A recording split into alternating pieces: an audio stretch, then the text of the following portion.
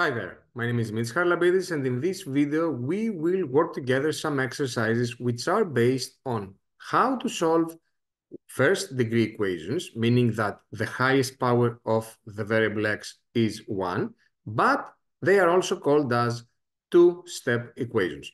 The general form of two-step first-degree equations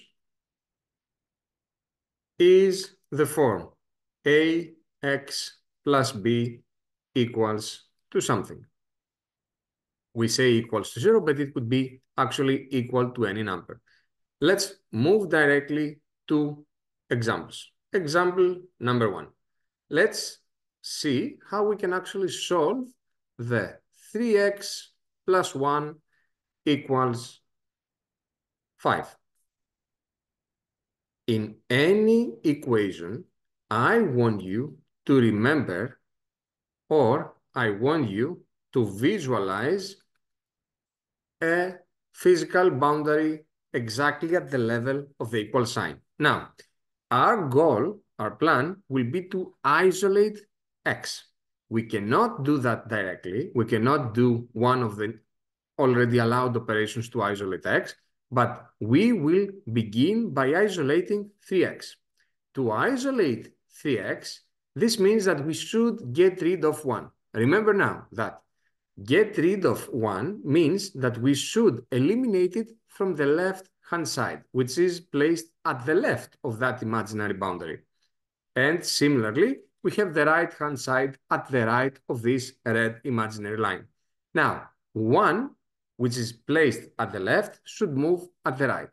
This can be easily done, but I will take that from the left, move it to the right by changing its sign. So I'm going to write 5 minus 1.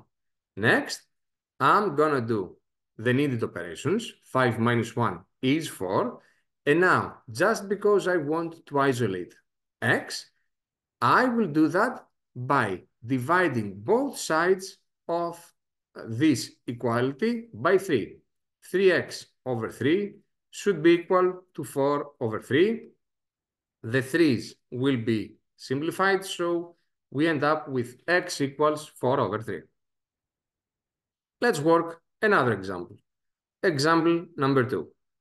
2x minus 9 is 10. Once again, I begin by imagining a physical boundary between the two sides. I want to isolate the 2x first. This means that I should get rid of negative 9. So negative 9 will move from the left side to the right side. But while it does that it will change its sign. So it's going to be 10 plus 9, which means that 2x is equal to 19. Next, in order to isolate x, I will divide both sides by 2. So 2x over 2 is equal to 19 over 2, which means that x is equal to 19 over 2. Let's do a third example, but I assume that by now you should get the answer. 3x minus 10 is equal to negative 3.